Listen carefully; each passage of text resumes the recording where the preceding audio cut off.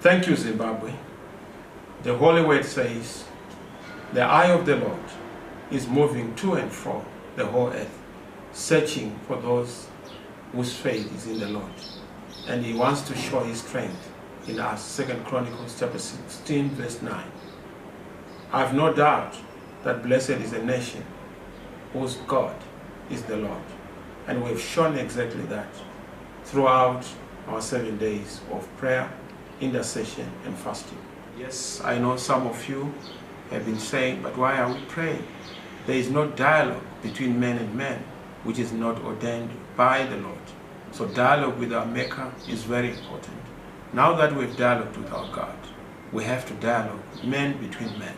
And to be able to do that, we have to take some very practical steps going forward. And those decisive steps are going to be announced to you in due course. But I want to thank you.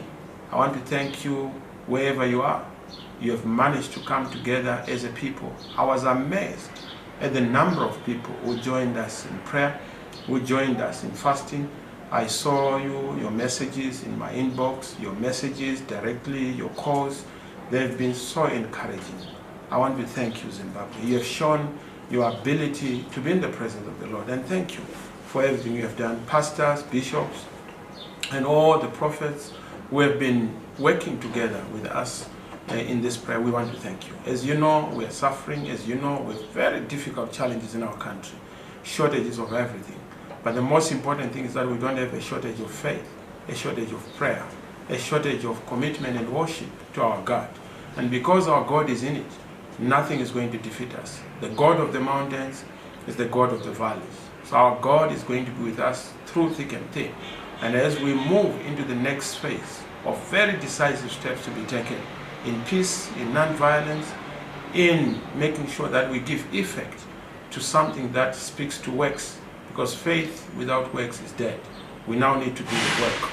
Roll up our sleeves, and as a people, be our own liberators, be our own answers, be our own solutions. There can't be problems in a country that we are not able to deal with, particularly when God is in it. So thank you. As we come to the end of our prayer session, we hope to then be in action through the works that we are going to engage in. I was particularly humbled by the unity in worship, the unity in prayer, the unity in fasting for our country. That unity told me one thing: Zimbabweans are able in unity to do far more things beyond our imagination. We're able to unite in action, we're able to unite in direction, we're able to unite in a voice for change. And that unity is what is going to take us to the next stage. This was not about ZANU-PF or MDC. This was not about a political party or this organization. Yes, you were able to transcend your denominations.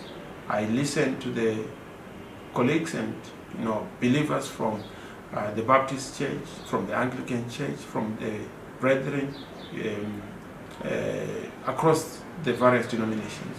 And I thank that unity of purpose. When all is said and done, Prophet Malachi in chapter 3 verse 12 says, all nations shall call you blessed, and you shall be a delightful land. Yes, Zimbabwe's story is going to be sweet, not just for ourselves and future generations, but for all nations and those beyond our borders. I thank you.